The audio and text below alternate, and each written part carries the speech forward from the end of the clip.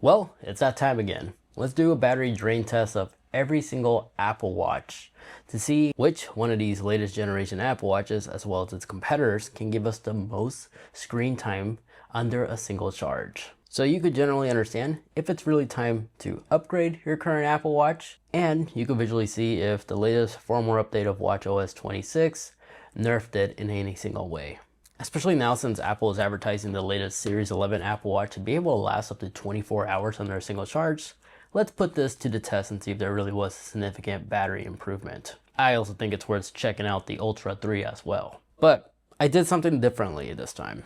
I still recommend referring back to my previous video after you watch these results if you happen to own an older Apple Watch, like a Series 5 or older Apple Watch, because this time I only tested the watches that are compatible on watchOS 26 for a few reasons. One, I'm limited on how many Apple Watches I can pair to my account. I can't add anything more, so I had to unpair the Series 0, 1, 2, and 3. But I also feel that there's not a lot of users who actually are using a Series 3 Apple Watch, so what's the point of really testing those? So apologies for those who are still using it, but not a lot of people are wearing them that I see day to day anymore. So in this video, we're just testing out compatible watchOS 26 watch. Again, you can reference my old video. As they're no longer receiving updates, the results shouldn't change. And the benefits of having less watches on our table is we have more space to actually monitor everything organized than ever before, which is why I threw in the Galaxy watches as well, because I'm curious how the Galaxy Classic 8 will last compared against Apple Watch batteries. And I also threw in the latest generation Samsung Galaxy Ultra. Thanks to its latest firmware update, it's rumored to also help and be competitive as well. But let's go ahead and put that to the test and see how it actually performs. So as previously tested in the past with some of my battery test videos for the Apple Watch, I make sure every single smartwatch is disconnected from the primary paired phone, Wi-Fi is disabled, Bluetooth is disabled, cellular is disabled, and they're all on airplane mode at 25% brightness to keep it all a fair playing field. And they are all paired with the same similar watch face, black, perfect for OLED displays, with one complication displaying the battery percentage so we can view it in real time on who's draining its battery the fastest. And utilizing these smartphone screen tappers to keep the smartwatch's screen displays active at all times, because there's no way to disable the auto sleep ability on these watches aside from the always on display. This is a tool that we use and has been consistent, except for this time one was acting weird. You'll see me go in and swap out with an LED one, which works so much better for the next test. I would definitely be integrating this technology. But after all that, each watch was charged at 100%. We disconnect and the test begins.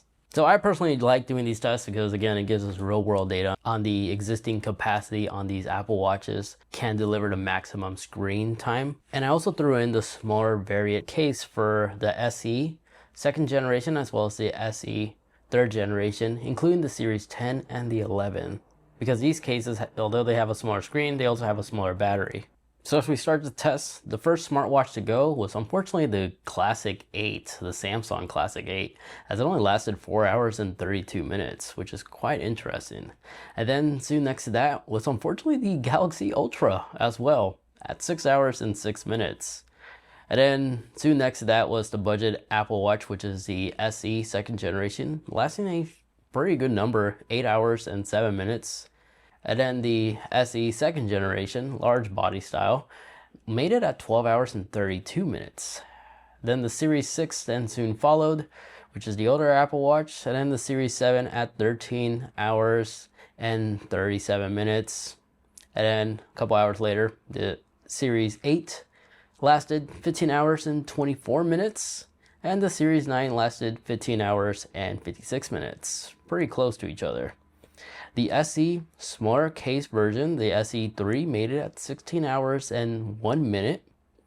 The SE10 smaller case version lasted 16 hours and 34 minutes.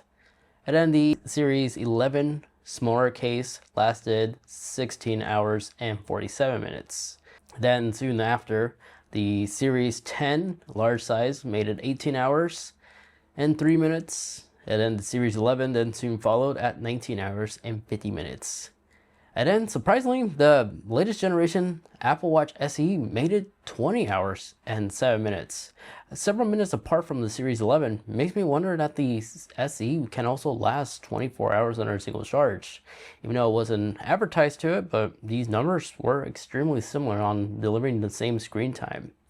Now, as for the Ultra 1, lasted a whopping 23 hours and 32 minutes, which is really good. Almost 24 hours of just straight up screen usage. And then the Ultra 2 made it at 30 hours and 7 minutes. And then 2 hours later, the Ultra 3 made it at 31 hours and 55 minutes. Impressive stuff.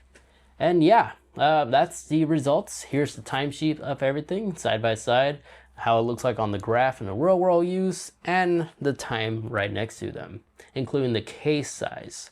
So a couple things I learned after this video. Yes, smaller size Apple Watches do have less performance than what Apple is advertising. So paying a little bit extra for a larger case may make more sense to most consumers. But regardless, remember, this is just time screen usage. If you're somebody who just takes a glance on your wrist to see your notification, incoming calls, in real world, anything past 8 hours of screen time should be able to last double that. So like the Apple advertised all day battery, all these watches should be able to do that. Even the Samsung ones, I feel like they should be able to come close, as you're not constantly having your screen on all the time, and the always on display draws very little power. But again, you can always turn it off to really maximize the battery life as well. And this is without low power mode as well. So very interesting results. And to answer a commonly asked question is, okay, how's the battery health on all these Apple Watches?